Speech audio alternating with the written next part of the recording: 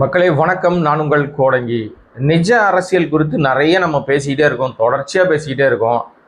நம்ம விஜயனுடைய அரசியல், மோடியினுடைய அரசியல், அதிமுக அரசியல், திமுக அரசியல், ஸ்டாலினுடைய அரசியல், திருமா அரசியல் அப்படின்னு ஏராளமான அரசியல், பஞ்சாயத்து அரசியல், பரபரப்பு அரசியல், கடத்திட்டு போகிற அரசியல், குதிரை பேர அரசியல், யானை பேர அரசியல், சோபா மாடல் அரசியல், திராவிட மாடல் அரசியல் நிறைய பேசிட்டோம் இல்லையா?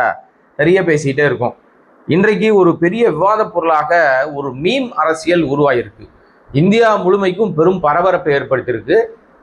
அதனுடைய காரணம் என்ன? அது ஒரு கரப்பாம்பூச்சி, ஒரு ஒட்டுண்ணி. இதை வைத்து ஒரு மீம் அரசியல் இன்றைக்கு பல லட்சம் மக்களால் அந்த அரசியல் ஏற்றுக்கொள்ளப்பட்டிருக்கிறது அப்படின்றது தான் பெரிய பரபரப்பான விஷயம். அது என்னங்க கரப்பாம்பூச்சி? கரப்பாம்பூச்சின்னா நம்ம எல்லாருக்கும் தெரியும். என்னதான் நீங்க அடின்னு அடிச்சாலும், என்ன மருந்து போட்டாலும் அதை அழிக்கவே முடியாத அளவுக்கு எல்லா இடங்களிலும் வியாபித்து நாடு முழுக்க உலகம் முழுக்க இருக்குன்னு வச்சுங்களேன். அது ஒண்ணுமே பண்ண முடியாதுன்ற லெவல்ல இருக்கு கரப்பாம்பூச்சி. ஒட்டுண்ணி அப்படிதான்.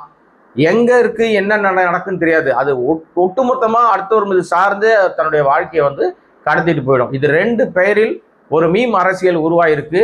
அதுல பல லட்சக்கணக்கான மக்கள் அதற்கு ஆதரவு தெரிவிச்சிருக்காங்க அப்படின்றது எவ்வளவு பெரிய விஷயம் பாத்தீங்களா? நான் பொய் சொல்லுங்க, நிஜமா ஒரு விஷயத்த சொல்றேன். இன்றைக்கு இந்தியா முழுமைக்கும் பெரிய அதிர்வலை ஏற்படுத்தியிருக்கிற சோசியல் மீடியா ஒரு கட்சி தான். இப்போ அதை குறித்து தான் நம்ம பேச போறோம். அது என்ன பேச போறோம், அது என்ன இருக்கு அப்படின்றதை குறித்து பார்ப்பதற்கு முன்பாக கோடங்கி வாய்ஸ் சேனலை சப்போர்ட் பண்ணி ஆதரவு கொடுத்து சப்ஸ்கிரைப் பண்ணிங்கன்னா இன்னும் இது போன்ற பல்வேறு விஷயங்களை நம்ம பேசுவதற்கு வாய்ப்பாக அமையும். இப்போ வாங்க நம்ம வீடியோக்குள்ள போகலாம். சமீபத்தில் உச்சநீதிமன்றத்தில் ஒரு வழக்கு, இளைஞர்கள் குறித்ததான ஒரு வழக்கு வந்தது. அந்த வழக்கு குறித்து அவர் பேசும்போது உச்சநீதிமன்றத்தினுடைய நீதிபதி அவர் ஒரு விஷயத்த சொல்லிட்டார். சூரியகாந்த்னு சொல்லிட்டு அந்த நீதிபதி அவர் என்ன சொல்லிட்டாருன்னா, இந்த மாதிரி இளைஞர்கள், அதாவது வேலை இல்லாம சும்மா சுத்தி திரிகிற இளைஞர்கள் குறித்து பேசும்போது, இவர்களால் நிறைய சிக்கல் இருக்கு, இவங்கெல்லாம் கரப்பாம்பூச்சி மாதிரி, ஒட்டுண்ணி மாதிரி இருக்காங்க அப்படின்ற மாதிரி ஒரு கருத்தை அவர் சொல்லிவிட்டதாக சொல்லப்படுது. இது ஒரு பெரிய பேசு பொருளாக மாறிடுச்சு. நார்த் இந்தியாவை சேர்ந்த ஒருத்தர், அவர் இப்போ இங்க இல்லை, அவர் அமெரிக்காவில் இருக்கார். அமெரிக்காவில் அவர் இப்போ படிப்பதற்காக அமெரிக்கா போயிருக்காரு. அங்க போனவர் இந்த தகவல் எல்லாம் பார்த்துக்கிட்டு இருக்கும்போது அவர் பயங்கர மன உளைச்சல் ஆயிட்டார். எப்படா இளைஞர்களை இந்த மாதிரி ஒரு கரப்பாம்பூச்சிக்கு ஈக்குவலா பேசிட்டாங்க, ஒரு ஒட்டுண்ணிக்கு ஈக்குவலா பேசிட்டாங்களே, இது எப்படி நம்ம அனுமதிக்கிறது? இது ரொம்ப தப்பாச்சே. இப்போ இளைஞர் சக்தி என்ன அப்படின்னு நம்ம காமிக்கணும். ஏன்னா இப்போ ஜென்சி கூட்டத்தில் தான் நம்ம இருக்கோம். ஜென்சி கூட்டத்தில் நம்ம வாழ்ந்துகிட்டு இருக்கிறோம். எங்க திரும்பினாலும் இளைஞர்கள் பட்டாலும் கண்ணை மூடிக்கிட்டு நான் செய்யறது சரியா தப்பானலாம் யோசிக்காம அடின்னு அடிக்கிறது தான் அவங்களுடைய வேலை. முதல்ல கும்பலா இறங்கி ஒரே பிரச்சனை பண்ணுவாங்க. அப்புறம் அது சிக்கலாகி வழக்கு வம்பு வந்த பிறகு ஐயோ அப்படின்னு சொல்லி புலம்புவாங்க. இது வழக்கம் நடக்கிறது தான். நீங்க பக்கத்து நாடுகள்லாம் பார்த்துருப்பீங்க. நேபாளத்துல, ஸ்ரீலங்காலலாம் பெரும் புரட்சியே வந்துருக்கு. ஜென்சியால புரட்சி அங்க அரசுகளே கவிழ்ந்து போயிருக்கு. இப்போ நீங்க உதாரணத்துக்கு சொல்ல போனா தமிழ்நாட்டையும் எடுத்துங்களேன். இப்போ விஜய் முதல்வராக இருக்காரு. அவர் அதுக்கு முன்னாடி பெரிய ஏதாவது அரசியல் சாதனை ஏதாவது பண்ணிட்டாரா, இல்ல நாட்டு மக்களுக்காக ஏதாவது பெரிய போராட்டம் முன்னெடுத்தாரா, இல்ல ஏதாவது பண்ணாரானா? ஒன்றும் கிடையாது. அவர் டான்ஸ் ஆடினாரு, சிகரெட் பிடிக்கிற மாதிரி நடிச்சாரு, சரக்கடிக்கிற மாதிரி நடிச்சாரு. எல்லார் வீட்டுக்குள்ளேயும் அப்படிதான் உள்ள போனார். அவர் எல்லா வீட்டுக்குள்ளேயும் போயிருக்காரு. எப்படி போனார் தெரியுமா? உங்களுடைய கொள்கையோடு வரல, உங்க பிள்ளைகளுக்கு கல்வி சொல்லி கொடுக்க வரல, உங்க பிள்ளைகளுக்கு வாழ்வாதாரத்தை உயர்த்த தர மாதிரி வரல. ஆட்டம் போட வந்தாரு, டான்ஸ் ஆட சொல்லி கொடுத்தாரு, சிகரெட் பிடிக்க சொல்லி கொடுத்தாரு, சரக்கடிக்க சொல்லி கொடுத்தாரு, பொம்பளை பசங்க பின்னாடி போய் விசில் அடிக்க சொல்லி கொடுத்தாரு. ஆகவே அதுவே அவருக்கு தாரக மந்திரமா போய் விசிலே அவருக்கு சின்னமா வழங்கி, அதை நம்பி இன்றைக்கு பேரண்ட்ஸும் சரி மற்றவர்களும் சரி இன்னைக்கு விசிலுக்கு ஓட்டு போட்டாங்க. 2 வருஷத்துல, கட்சி தொடங்குற 2 வருஷத்துல சோசியல் மீடியால பொய் பரப்பி பல பொய்களை உண்மை மாதிரி சொல்லி ஆட்சி அதிகாரத்தை பிடிச்சாங்க. இன்னைக்கு மந்திரி சபை விரிவாக்கம் நடந்திருக்கு. இதுதான் இன்றைக்கு ஜென்சி கூட்டத்தோட பெரிய பவர். இதை தவறாக அண்டர்ஸ்டேட்மெண்ட் பண்ணி அவங்க அண்டர்எஸ்டிமேட் பண்ண விஷயத்த சரியாக அதை புரிஞ்சுக்க முடியாத, என்ன சொல்றது, நாங்க 60 வருஷமா இருக்கோம், நாங்க திராவிட மாடல்ல இருக்கோம், திராவிட பாரம்பரியத்துல இருக்கோம் சொன்ன கட்சிகள் எல்லாம் இன்றைக்கு இந்த ஜென்சி கூட்டம் இது கடிவாளம் கட்டின குதிரை. அதை குதிரைக்காரன் என்ன சொல்றானோ அதை நோக்கி ஓடிக்கிட்டே இருக்கும். சைட்ல என்ன நடக்குது ஏதுன்றதுல பார்க்காது. போய் படுகொலையில கூட விடும். ஆனா அது அதை நோக்கி தான் போகும். இப்ப அப்படிதான் நடந்துகிட்டு இருக்கு இல்லையா? இதை கவனிக்க தவறியதால் ஆட்சி அதிகாரத்தை பறிகொடுத்திருக்கிறது திமுகவும் அதிமுகவும். Okay, right. இப்போ நம்ம பாயிண்ட்டுக்கு வருவோம். இப்ப இந்த ஒட்டுண்ணியும் இந்த கரப்பாம்பூச்சியும் இது எப்படி இந்த வார்த்தை கேட்சி ஆச்சுன்னா, அவர் சொல்லிட்டார் இளைஞர்களை குறித்து சொல்லும் போது அந்த நீதிபதி இப்படி ஒரு வார்த்தையை பயன்படுத்திட்டாரு. உடனே என்ன பண்ணிட்டாருன்னா, அபிஜித் தீப்கே அப்படின்னு சொல்லி ஒருத்தர். இவர் தான் வந்து இந்த காக்ரோச், இந்த கரப்பாம்பூச்சி அமைப்பை உருவாக்கியவர். கரப்பாம்பூச்சி ஜனதா பார்ட்டி, அது பேரு நல்லா இருக்குல்ல, இன்ட்ரெஸ்டிங்கா. கரப்பாம்பூச்சி ஜனதா பார்ட்டி அப்படின்னு சொல்லி ஒரு சோசியல் மீடியால ஒரு மீமை கிரியேட் பண்றாரு, ஒரு பேஜ் கிரியேட் பண்றாரு. கிரியேட் பண்ணி எப்படி நீங்க இதெல்லாம் பண்ணுவீங்கன்னு சொல்லி ஒரு பதிவு போடுறாரு. அவர் இருப்பது அமெரிக்கால, படிச்சுக்கிட்டு இருக்காரு, இப்போ படிச்சு முடிச்சுட்டாரு, இப்போ இந்தியாவுக்கு வர போறாரு. அவர் அதை போட்ட உடனே அவர் அது இப்போ நம்ம மீமை தான் நம்ம எல்லாம் பூரா எப்போ பார்த்தாலும் ஃபோனும் கையுமா தானே இருக்கும். இன்ஸ்டால என்ன வந்தாலும் உடனே ஃபாலோ பண்றோம்ல. வித்தியாசமான ஒரு விஷயத்தோட அவர் வந்து ஏற்கனவே இந்த அபிஜித் எங்க இருந்தார் அப்படின்னா, அதுக்கு முன்னாடி ஏற்கனவே ஆம் ஆத்மி கட்சியில வேலை பார்த்திருக்காரு. கொஞ்சம் அது தகவல் தொழில்நுட்பத்துறை இருக்குல்ல, ஐடி டிபார்ட்மெண்ட்ல தான் வேலை பார்த்திருக்காரு. அதனால இவருக்கு அந்த மீம் எல்லாம் கிரியேட் பண்ணதெல்லாம் இருக்கும் தெரியும் போல இருக்கு.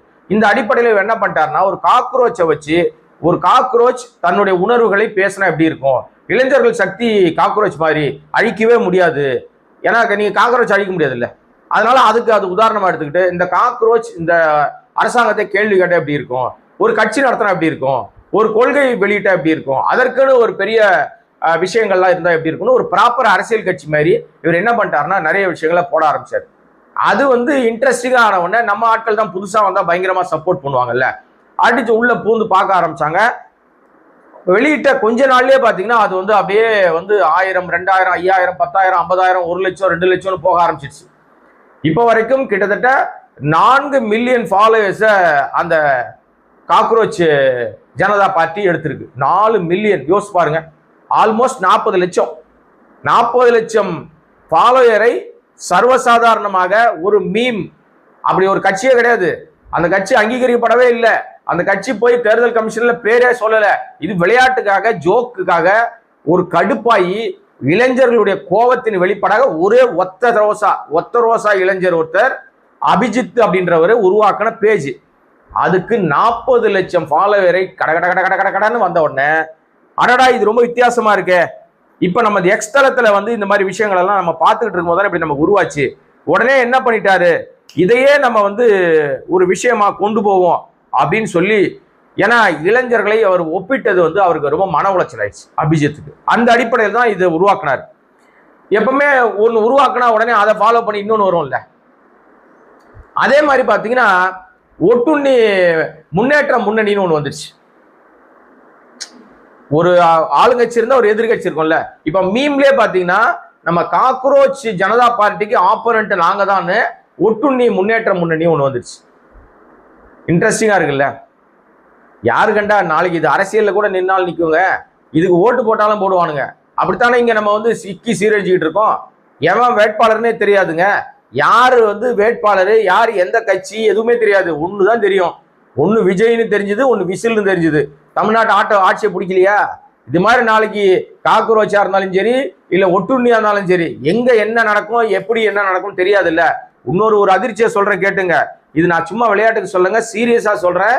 இந்த காக்ரோச் ஜனதா பார்ட்டி இருக்குல்ல, வருகிற பீகார்ல நடக்கிற இடைத்தேர்தல்ல அவங்க வந்து எலெக்ஷன்ல நிக்கலாமான்னு யோசிக்கிறாங்களாம் இது சார்பாக. ஏன்னா இப்ப வந்து மக்கள் பயங்கரமா சப்போர்ட் பண்ண ஆரம்பிச்சாங்க, நாடு முழுக்க பெரும் ஆதரவு அலை பெருகுது. நம்ம இவங்க இருக்காங்கல்ல, யாருன்னா நம்ம மேற்கு வங்கத்தை இப்போ வந்து ஆட்சி அதிகாரத்தை பறி கொடுத்தாங்க இல்லையா, மேற்கு வங்கத்தினுடைய முதல்வராக இருந்து ஆட்சி அதிகாரத்தை பறி கொடுத்தவங்களுடைய கட்சியில் இருக்கிற மகுவா மைத்ரான்னு சொல்லி ஒரு எம்பி, அவங்க வந்து மோடியெல்லாம் கிழிப்பாங்க, அடிச்சு பிரிச்சு மேய்வாங்க. அவங்க இந்த காக்ரோச் கம்பெனிக்கு, அந்த ஜனதா பார்ட்டிக்கு சப்போர்ட் பண்ணியிருக்காங்க. அந்த மீம் பேஜில் அவங்க ஜாயின் பண்ணியிருக்காங்க, அந்த பேஜுக்கு ஆதரவு கொடுத்து அவங்க வந்து ஒரு வாழ்த்தெல்லாம் தெரிவிச்சிருக்காங்கன்றாங்க.